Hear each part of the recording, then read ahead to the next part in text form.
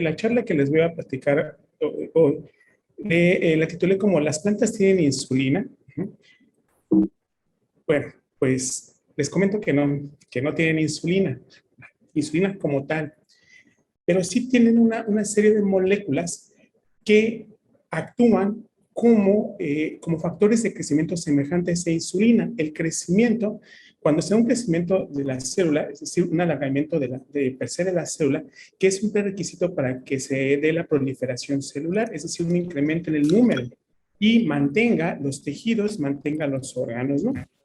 Esta proliferación, mediada por un crecimiento, alargamiento celular, para que ocurra, requiere de un aumento de biomasa celular. Ese aumento de biomasa celular per se en el incremento de los niveles de proteínas requiere de una biogénesis de los ribosomas, porque si recordamos, los ribosomas pues son los organelos que sintetizan las proteínas, ¿no? Y entonces, si se da un incremento en los ribosomas, en la biogénesis de los ribosomas, hay un incremento en la traducción. Y entonces, este alargamiento y proliferación celular está mediado en algunas ocasiones por factores de crecimiento. Los factores de crecimiento son moléculas que pueden ser de naturaleza proteica o biopeptídica, que regulan y controlan las diferentes etapas del ciclo celular e inducen a la proliferación, es decir, a la división y posiblemente a la diferenciación celular. Se han caracterizado en animales diferentes factores de crecimiento. Pueden ser factores derivados de plaquetas, como PDFG, por sus siglas en inglés, factores de crecimiento de fibroblastos, factores de crecimiento epidermal, factores de crecimiento hepático, pero uno de los que se han caracterizado en los últimos años son los factores de crecimiento semejantes a insulina o IGFs. Son proteínas y péptidos pequeños que tienen una estructura tridimensional semejante a la insulina. Solo la estructura tridimensional, porque se han hecho estudios en los cuales se han secuenciado, obviamente, estas proteínas se han observado en comparación con la insulina, y lo que se ha mostrado es que la secuencia de aminoácidos es muy baja, ¿no? O sea, la similitud, la frecuencia de aminoácidos es muy baja. Lo que sí tiene un porcentaje de similitud muy alto es la estructura tridimensional. Y entonces, este tipo de factores de crecimiento de tipo insulínico regulan el crecimiento de las células. ¿Y cómo lo hacen? A través de una vía de señalización que está regulada por una enzima que se conoce como mTOR. mTOR, M de Madia, y TOR porque es una sinasa maestra que responde a rapamicina. La rapamicina es una lactona macrocíclica que se aisló de una bacteria del género Streptomyces, que inhibe a los hongos que inhibe el crecimiento de los hongos, e incluso esta sinasa era el blanco inicial hace unos años de tratamientos contra cáncer, porque regula el crecimiento de las células. Y esta sinasa se activa ante diferentes señales. Puede ser por los nutrientes, los niveles de nutrientes, pero también por algunos mitógenos. Y entonces estos mitógenos, a través de intermediarios que son como PI3K y AKT, que son algunas enzimas, algunas proteínas, fosforilan a esta sinasa. Y entonces esta sinasa, una vez que está fosforilada, se activa y por un lado inhibe a el factor 4-EBP, que es un factor, una proteína que a su vez libera, una vez fosforilada, está inhibiendo al factor de elongación de la traducción EIF4E. Y entonces, cuando esta proteína E4EBP1 es fosforilada, libera a este factor, y entonces ya se puede dar la traducción, y se ha observado la traducción en la síntesis de proteínas, y lo que se ha observado es que traduce a mensajeros que se conocen como 5'UTR. Bueno, y por otro lado, la sinasa también fosforila a otra proteína, a otra sinasa, que es la S6K. Esta sinasa, a su vez, fosforila también a una proteína ribosomal, una proteína, voy a activar perdón, fosforila a esta proteína S6. Esta proteína fosforilada, que es parte de la unidad pequeña del ribosoma, lo que se ha observado es que incrementa la traducción, pero solamente la traducción de ciertos RNAs mensajeros. Y esos RNAs mensajeros que están siendo traducidos, lo que sintetizan son más proteínas ribosomales, es decir, es una autorregulación, porque si se incrementa la traducción, pues se requiere mayor número de ribosomas. Y entonces, así empieza la síntesis de estos organelos celulares. Y todo esto promueve el crecimiento y la progresión del ciclo celular. Esto en sistemas animales. En sistemas vegetales, ya se ha caracterizado a esta enzima TOR, ya se ha caracterizado que también fosforila a la enzima S6K y que también fosforila a esta proteína ribosomal S6. Y esta proteína ribosomal S6 fosforilada traduce en estos mensajes conocidos como 5' top, dentro de los cuales se encuentran estos mismos mensajes de proteínas ribosomales. Pero no se había demostrado si también inducían la síntesis de ribosomas. Bueno, en plantas, específicamente, que fue como comencé el estudio en esta línea de investigación, es que en maíz se caracterizó un factor semejante a insulina, denominado ZNIGF. Y la estructura tridimensional de este factor semejante a insulina es muy parecida a la insulina. Y entonces, tanto la insulina como el factor regulan esta vía de señalización, la cual también es inhibida por la rapamicina. Y entonces, comenzamos a estudiar cuál era el efecto fisiológico de esta molécula, porque si la planta, y específicamente en semillas de maíz, presenta o sintetiza a esta proteína, pues debe tener un efecto fisiológico. Y entonces, aquí estos son análisis de cuando se aisló y se caracterizó al factor semejante a insulina a través de análisis moleculares donde, usando anticuerpos específicos contra un epítope de la insulina y separando proteínas totales tanto del eje embrionario de maíz, se observó que había una respuesta, había una señal. Y entonces, esta señal básicamente a través de análisis de microscopía, observaron que se encuentran en los ápices, porque en los ápices específicamente del eje embrionario, que es lo que va a desarrollar la planta, porque al final estos ápices pues mantienen el crecimiento, ¿no? Y entonces, se observó también que si a las semillas de maíz se ponían en crecimiento en presencia de la insulina o del factor ZMIGF, aceleraba el crecimiento, aumenta el crecimiento. Lo que está mostrando en la figura de abajo es una semilla de maíz germinada, ya donde la parte aérea y la radícula, o la parte de la raíz, en presencia de insulina, se observan, hay mayor crecimiento. Esto durante el tiempo, pues, y incluso en presencia del factor semejante a insulina, inducía mayor crecimiento. A nivel bioquímico, también se observó que inducía una respuesta muy parecida a la respuesta que inducen tanto la insulina como los factores de crecimiento parecidos a insulina en animales. Y esto lo que demostraba o lo que mostraba es que es una ruta altamente conservada entre los sistemas.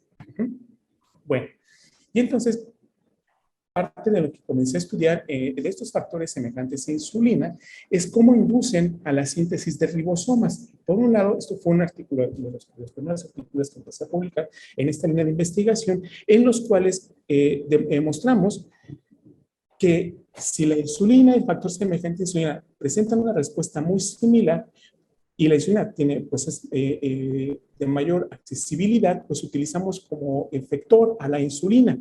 Y entonces lo que observamos es que, por un lado, la insulina induce la síntesis de los RNAs ribosomales, tanto del 18S como el 25S, y lo analizamos a través de la incorporación de fósforo 32, fósforo reactivo. Si recordamos, estos grupos fosfato se unen hacia los nucleótidos componentes de los ácidos nucleicos, ¿no?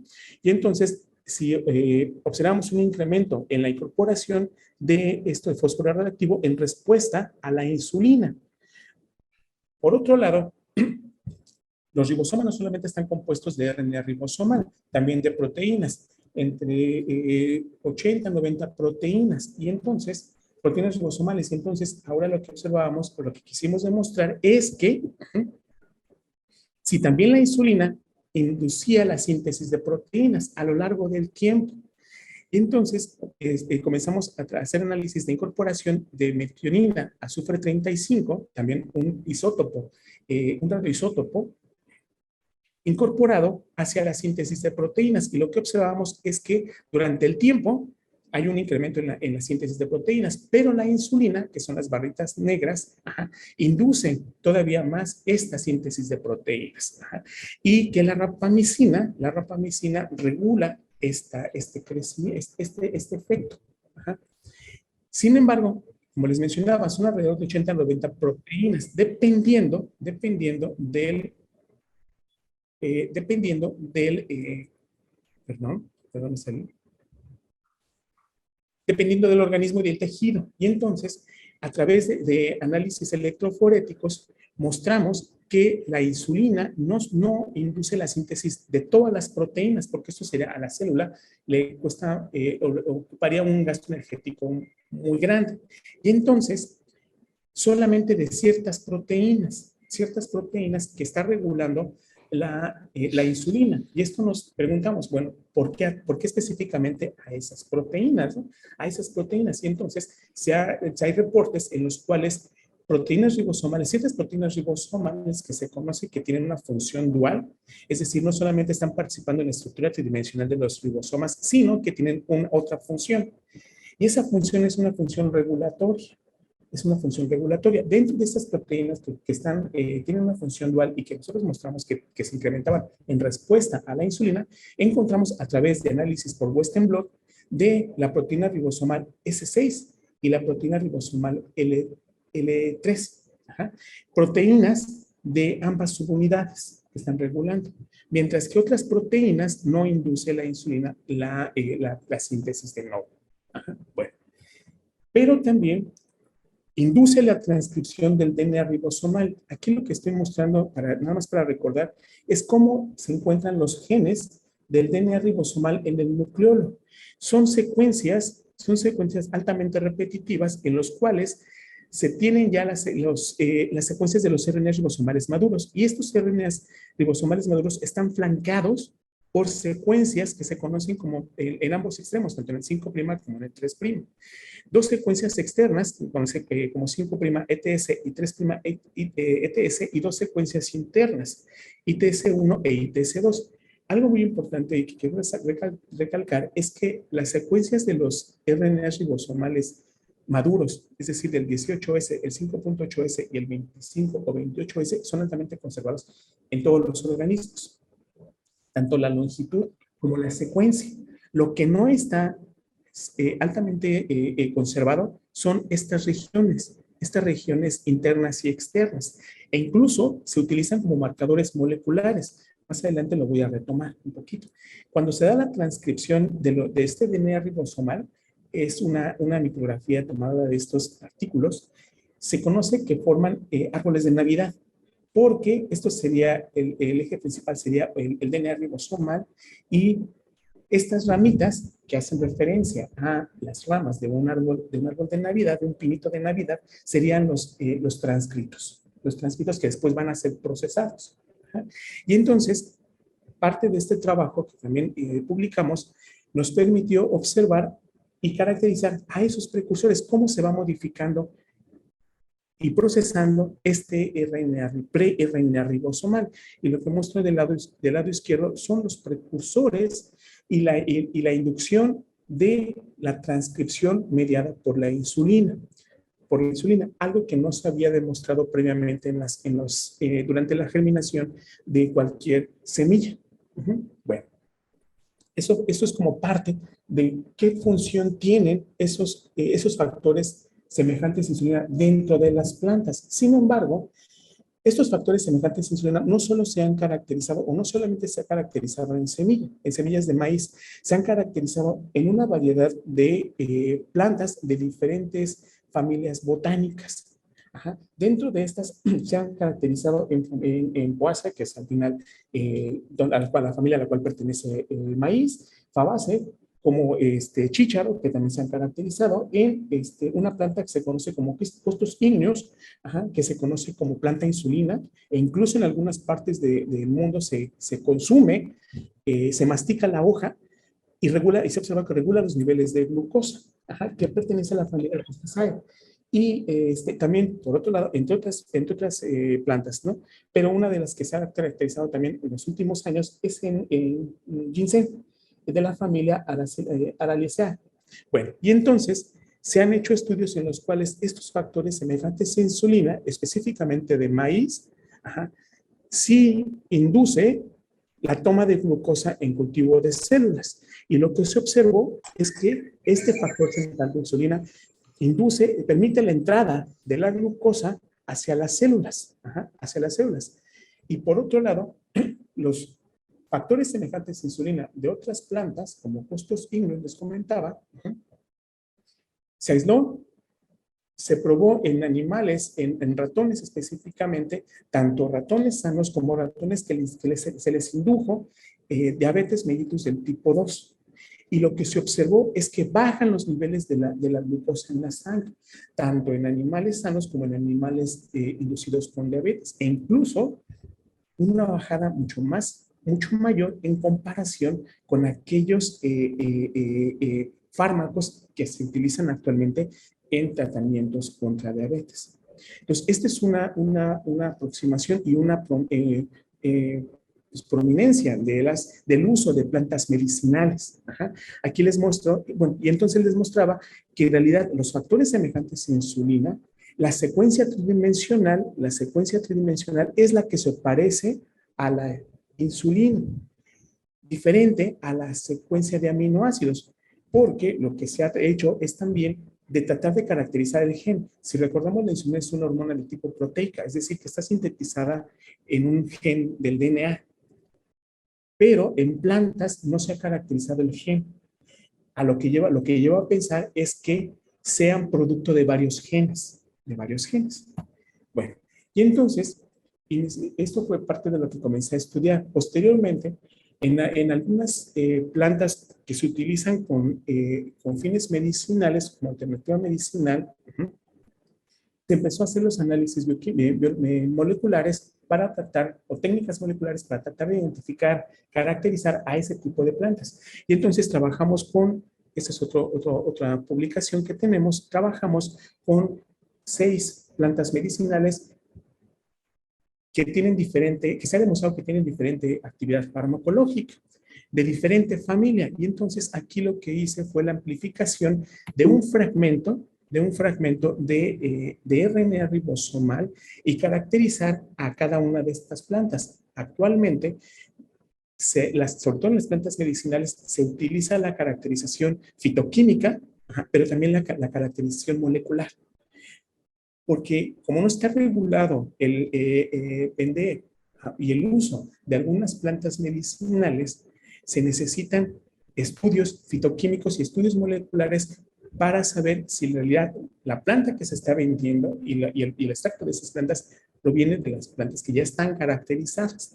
Y entonces dentro de estas plantas que trabajamos, cinecilla, jarilla amarilla, acné, malva de quesitos, también buscamos analizamos cuáles eran los principios activos y qué tipo de metabolitos secundarios presentan.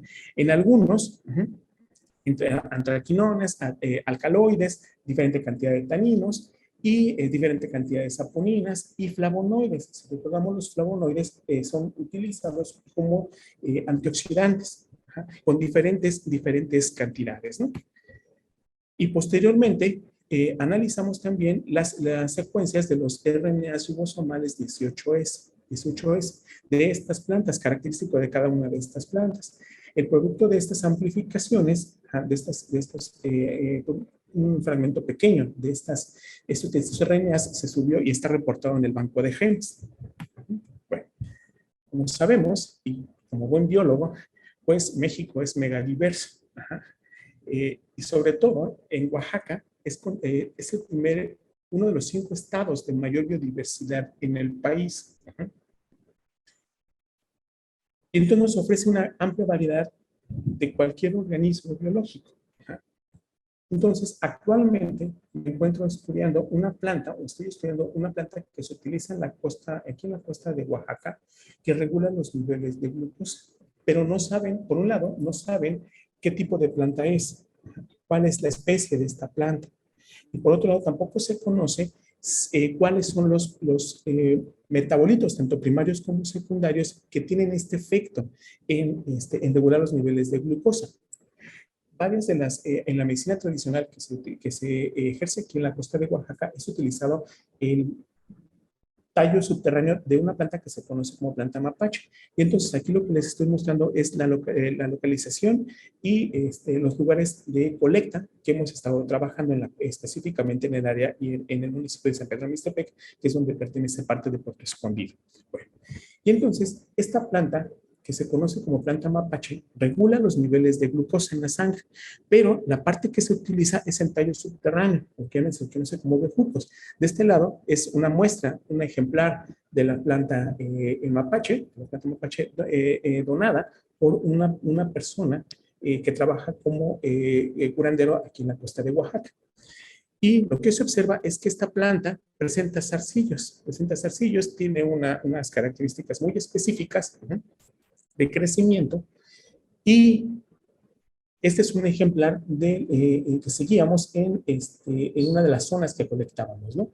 Desafortunadamente, y nada más como un comentario, como una vivencia, es que íbamos siguiendo el crecimiento, el desarrollo de esta planta en una de las áreas de aquí de Puerto Escondido.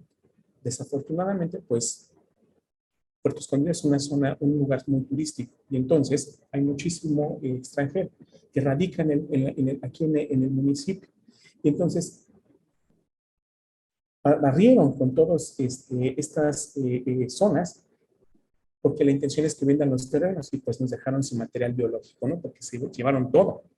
Bueno, pero afortunadamente teníamos ya algunos ejemplares. Y entonces empezamos a caracterizar taxonómicamente en conjunto con especialistas en la Universidad Metropolitana y en la UNAM, y a través de los bases de datos del MEXU, que es el Herbario Nacional de la UNAM, y hemos caracterizado, y hemos llegado hasta el momento, hasta el nivel de género, hasta el nivel de género, en el cual a través de caracteres morfológicos como tallo, hojas, zarcillos, tipos de zarcillos, el crecimiento de zarcillos, y las flores, que es uno de los caracteres que se utilizan para la clasificación taxonómica, hemos llegado hasta el nivel de género, en el cual esta planta mapache pertenece al género de cucurbita, de la familia Cucurbitaceae. Bueno, estos son algunos caracteres anatómicos que analizamos para llegar a la clasificación taxonómica. Si observamos aquí el crecimiento del zarcillo, el crecimiento de las hojas, el número de cada uno de los verticilos, etc. Bueno, lo que estoy utilizando actualmente, hace rato les mencionaba que amplificamos en otro artículo, en otro trabajo, genes del RNA ribosomal. Se están utilizando lo que se conoce como código de barras genéticos. Un código de barras genético es una región del DNA específico que ya está estandarizada, que sirve como una etiqueta para la identificación rápida de especies. Hay toda una red de códigos de barras genéticos en el mundo, códigos de barras genéticos en animales, código de barras genéticos en plantas y código de barras genéticos en bacterias, donde se ha buscado genes específicos, genes que están conservados entre los diferentes grupos de organismos, específicamente en este caso de plantas, pero que presenten una variación mínima y que eso nos permita identificar tanto taxonómicamente a nivel de morfología y anatomía como a nivel del DNA. Y entonces esto permite un sistema de identificación eficaz para la identificación de esos organismos. Bueno, y para esto se utilizan específicamente en animales genes de RBCL. RBCL es un gen que sintetiza parte de la rubisco, una de las proteínas de las enzimas, es una enzima muy grande, un complejo enzimático muy grande, que está participando en la fijación del CO2 en el ciclo de Calvi-Benson. Bueno, Y entonces, hasta ahorita lo que hemos caracterizado, estamos trabajando en la caracterización de esa planta taxonómicamente y lo que estamos haciendo a la par es analizar si presenta esta planta, pero voy a hacer un poquito, esta planta, un factor semejante a insulina. ¿Cuál es el metabolito primario que está permitiendo la regulación de los niveles de glucosa? Comenzamos a trabajar con plantas medicinales que se utilizan, sobre todo aquí en la región de la costa. Por otro lado, les quisiera platicar también, esto es una colaboración con otros doctores de la Universidad Metropolitana, de la Universidad Autónoma Metropolitana de Iztapalapa, donde analizamos y trabajamos con la capacidad antioxidante de algunos frutos. La capacidad antioxidante, medir la capacidad antioxidante de frutos y algunos alimentos, nos permite conocer cuáles son los beneficios de los metabolitos secundarios que presentan cualquier alimento. Sin embargo, se hacen a través de estudios in vitro. Una de las desventajas que tiene el análisis de la capacidad antioxidante de los frutos, específicamente, que es lo que hemos estado trabajando, es el hecho de que no presenta o no refleja directamente la biodisponibilidad. La disponibilidad de, en realidad, los metabolitos que están presentes en esos organismos, en esas plantas o en esos frutos. Ajá. Y entonces ahora se están haciendo análisis de capacidad antioxidante tanto in vitro como in vivo, es decir, en organismos como tal. Para esto lo que estudiamos, se comenzó a estudiar con varios ecotipos de Spondes purpúrea, de diferentes ciruelas, de diferentes ecotipos de ciruela de diferentes lugares del país. Trabajamos con ciruelas provenientes del estado de Oaxaca, del estado de Guerrero, del estado y de Guerrero de diferentes puntos, de Chiapas, entre otros. Algunos de Morelos, que aquí no lo reportamos. Bueno, y entonces, en este trabajo lo que hicimos fue separar tanto a la cáscara como la pulpa, porque muchas de las personas de algunas ciruelas, lo que se consume solamente es la pulpa. Sin embargo, nosotros lo que hicimos fue separar la pulpa de la cáscara y medimos la capacidad antioxidante, se determinó la capacidad antioxidante tanto del epicarpio, que sería la cáscara, como de la pulpa. Y lo que observamos es que algunos ecotipos tienen mayor capacidad antioxidante in vitro que la pulpa. Y esto es lógico, se esperaría. ¿Por qué? Porque en realidad este órgano de la planta, que sería el fruto, la cáscara es la que está expuesta al ambiente, entonces necesita defenderse de alguna forma ante los sistemas bióticos y abióticos que generan un estrés a este órgano, y entonces el primer tejido o el tejido que está expuesto hacia el ambiente, pues es la cáscara, ¿no? Y entonces tiene una mayor capacidad en comparación con la pulpa. Y aquí también otra cosa que también observamos es que, y es lógico, porque depende también el contenido de estos antioxidantes en cualquier alimento, en cualquier fruta, de las condiciones ambientales. Entonces, esas condiciones ambientales están influyendo en el metabolismo de los frutos. Y entonces observamos que ciruelas provenientes de diferentes lugares y en diferentes condiciones ambientales, pues están influyendo en esta capacidad antioxidante y por ende, pues en el contenido de los antioxidantes que están respondiendo o que tienen exacta capacidad antioxidante. Y lo que observamos es que esa capacidad antioxidante, esa alta capacidad antioxidante se debe a la presencia de fenoles y flavonoides, específicamente de fenoles, de compuestos fenólicos que tienen esa capacidad antioxidante. Se midieron también los niveles de algunos carotenoides, específicamente en estos ecotipos de ciruela, y lo que observamos es que presentan bajos niveles de carotenoides. Es decir, que lo que está permitiendo o la que tiene esa capacidad antioxidante se debe a los fenoles específicamente. Bueno, posteriormente, ahora para determinar en realidad el efecto que tiene esos antioxidantes en este tipo de frutos, en, eh, eh, eh, en organismos, se utilizó como modelo biológico a un nemátodo que se conoce como C. elegans. Este nemátodo, que es de vida libre, últimamente se ha estudiado o tiene se ha utilizado como modelo biológico porque parte de las vías de señalización que presentan estos gusanitos son altamente conservadas en animales, específicamente en humanos. Pues muchas de las moléculas de los intermediarios en múltiples vías de selección que regulan el crecimiento gonadal, que regulan el crecimiento de algunas respuestas ante estrés, son altamente conservadas en humanos. Ajá. Y ya está caracterizado el genoma de este organismo. Ajá. Una de las ventajas también que presentan estos animalitos, estos gusanos, es que se pueden congelar y dejarlos por varios años y, o sea, almacenarlos por varios años, se llevan las condiciones óptimas de crecimiento y restauran ese metabolismo. Y entonces comenzamos a utilizar, esto fue una colaboración con investigadores de la Universidad Autónoma Metropolitana, Iztapalapa, y de la Universidad Autónoma del Estado de Morelos.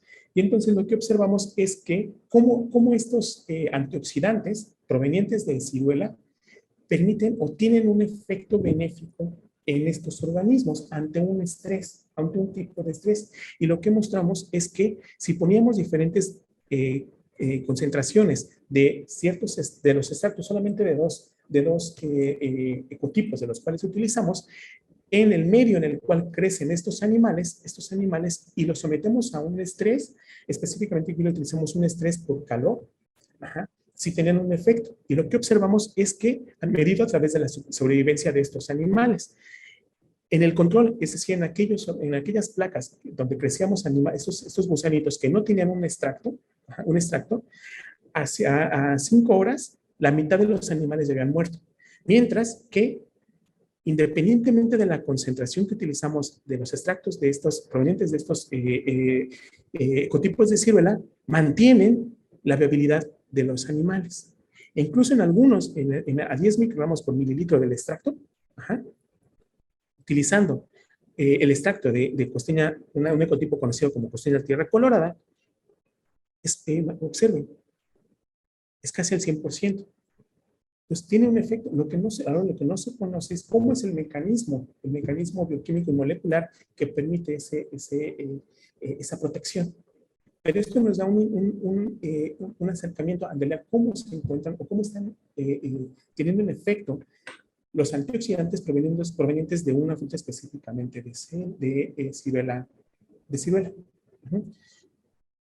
Actualmente estoy colaborando también con investigadores de la UAM Iztapalapa, en los cuales se están utilizando diferentes frutos y observando cómo es el efecto en tanto la capacidad antioxidante tanto in vitro como in vivo, ¿no?